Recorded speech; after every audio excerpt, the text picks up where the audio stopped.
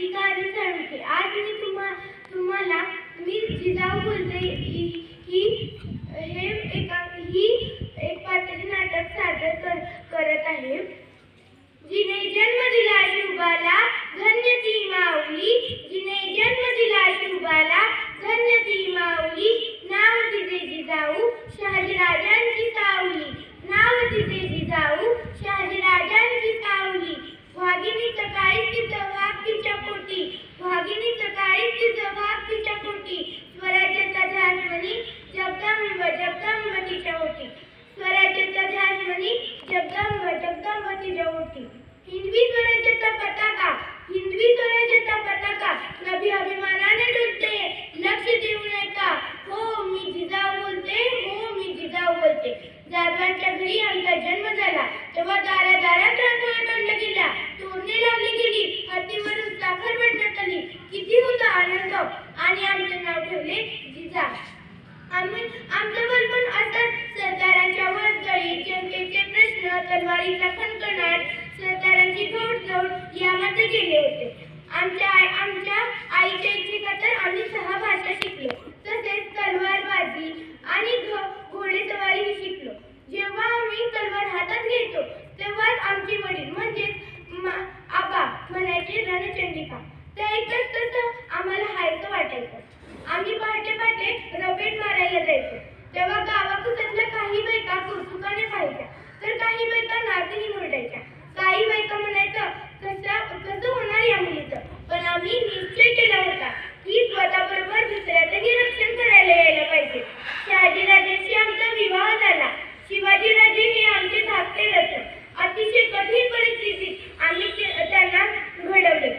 शिवाजीराजे हे लहानपणापासूनच युद्धकलेत पारंगत होते। आम्ही लहानपणापासून शिकवले, कोणत्याही जाती धर्माच्या आहारी जायचे नाही, आयाबायांचा आदर करायचा आणि स्त्रियांना मान द्यायचा। अहो, स्त्री हे दिवाळीतील दैवत असते, तिची पूजा करा आणि तिच्याकडे कोण वाकड्या नजरेने पाहत असेल तर त्याची खांडोळी करा। अंगणातली तुळस, गोठ्यातली गाय आणि घरातली माय यांच्यावर जर कोणी वाकडी नजर टाकली तर त्याची गाय करू नका, अशी शिकवण आम्ही शिवाजीराजांना दिली। एकदा शहाजीराजे कामानिमित्त बाहेर गेले होते आणि शिवाजीराजे ही 12 वर्षाचे होते, आणि तेव्हाच आम्हाला असं कळलं एका ठाणेदाराने एका बाईवर हात उचलला। आम्ही ताबडतोब तिथे जाण्यास निघालो, पण तुकाबाईंनी आम्हाला अडवलं आणि तुकाबाई म्हणाल्या, अहो एवढी जोखीम का घेताय तुम्ही? आम्ही म्हणालो, जोखीम घेणं हा आमचा शौक आहे असं समजा, आम्हाला जाऊ द्या। तुकाबाई, म्हातारी मेल्याचं दुःख नाही, पण काय चुकवता कामा नाही। आम्ही जर आज दुर्लक्ष केले तर तोच त्यानंतर उद्या उठून अनेक महिलांना पिडून काढेल। तर तेव्हाच तुकाबाई म्हणाल्या, याचं तुमच्या जीवाचं काही बरं वाईट झालं तर जे काय बरं वाईट व्हायचंय ते बघून, आम्ही काय मूषकाच्या जन्माला आलो नाही, आम्ही वाघाच्या जन्माला आलो आहे आणि शिवाजी सहचारिणी म्हणून जगतो आहोत। आम्ही ठाणेदाराकडे पोहोचलो। कुठं आहे तो ठाणेदार, कुठं आहे? तेव्हा ठाणेदार तसं म्हणतो, कोण है वहा, क्यों चिल्ला रहे हो?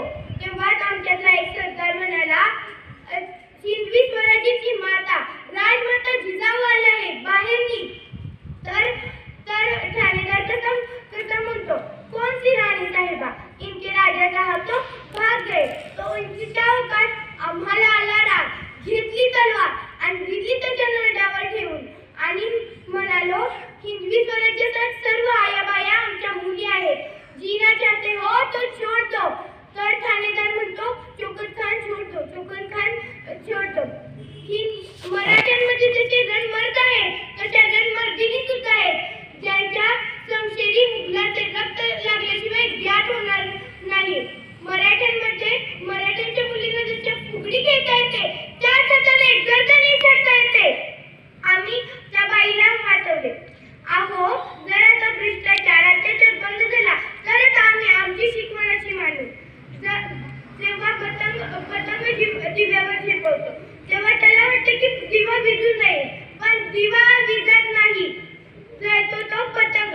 तसेच हे नादान मुघल आमच्या हिंदवी स्वराज्याच्या पंथीवर शकते, पण